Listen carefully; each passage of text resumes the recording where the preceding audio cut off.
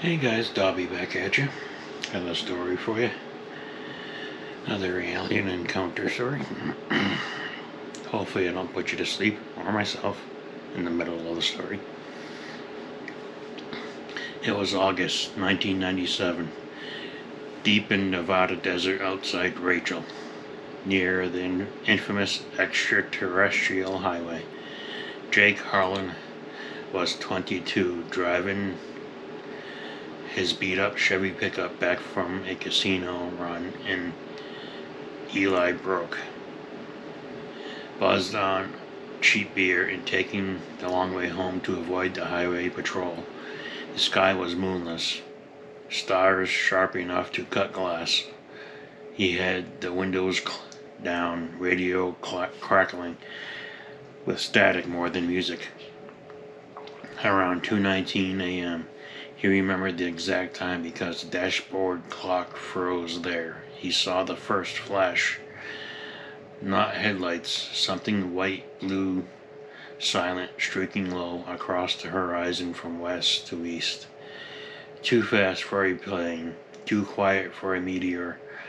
It vanished behind a ridge, then reappeared seconds later, closer, much closer.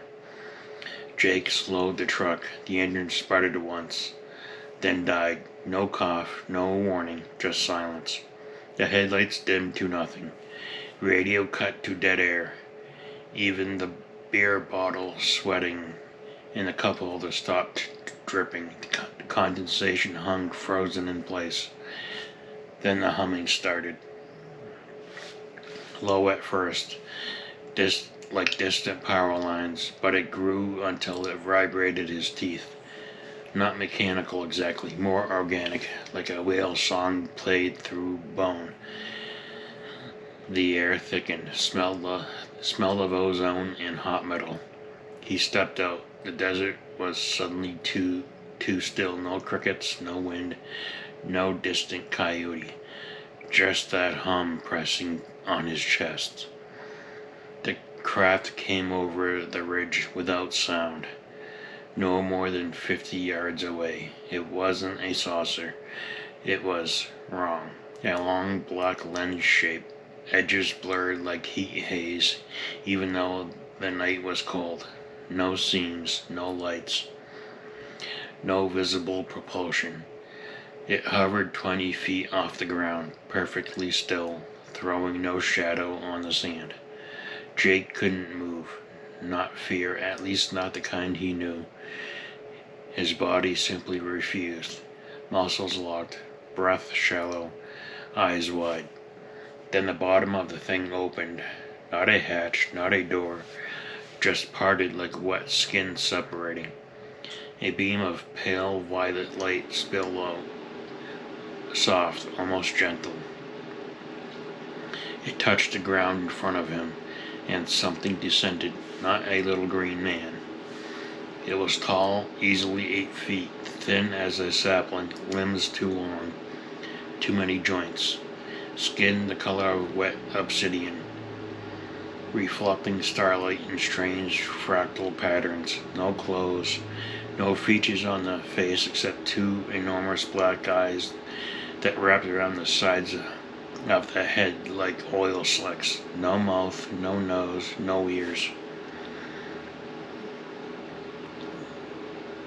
It didn't walk, it glided, feet inches above the dirt. No steps, no sound.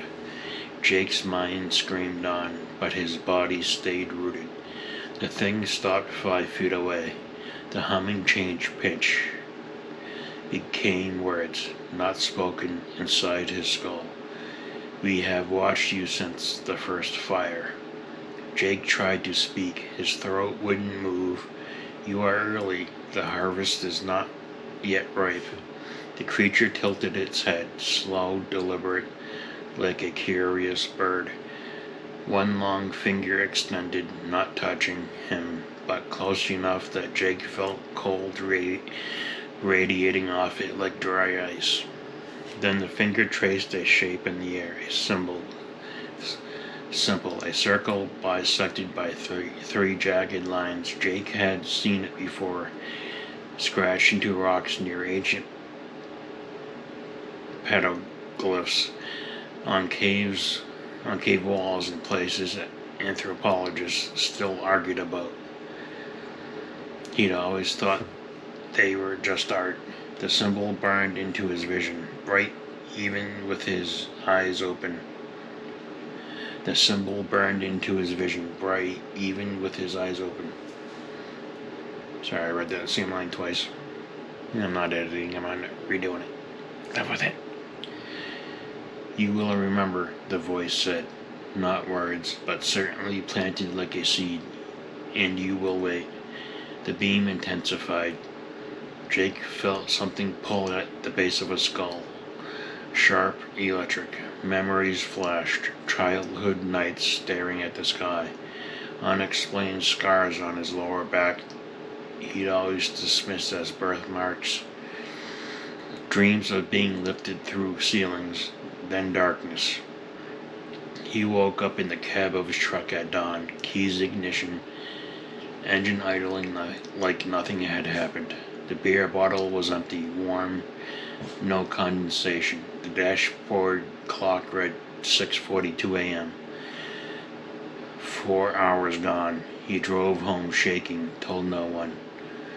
For years he convinced himself it was a blackout, a hallucination. Bad mezcal from the casino. Until 2019. He was living in Reno by then, working construction. One morning he found the symbol etched into the drywall of his bedroom. Perfect lines, no tool marks, no dust. Same circle.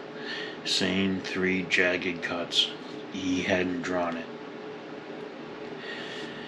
That night he woke to the humming again, not outside, in his head. And in the dark, at the foot of his bed, those black oil slick eyes watched him. No body, just the eyes, floating, waiting. He hasn't slept with the lights off since. And every year on August 13th, around 2019, the scar on his lower back starts to burn, like something underneath it still ripening, still waiting for harvest. Thanks guys for listening. Hope you get something out of that, even if it's a good night's sleep. Remember to like, share, subscribe, thumbs up, thumbs down, whatever floats your boat, and I'll see you in the next one.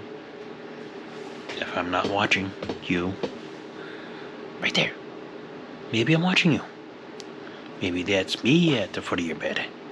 Wouldn't that be creepy? See you in the next one. Bye.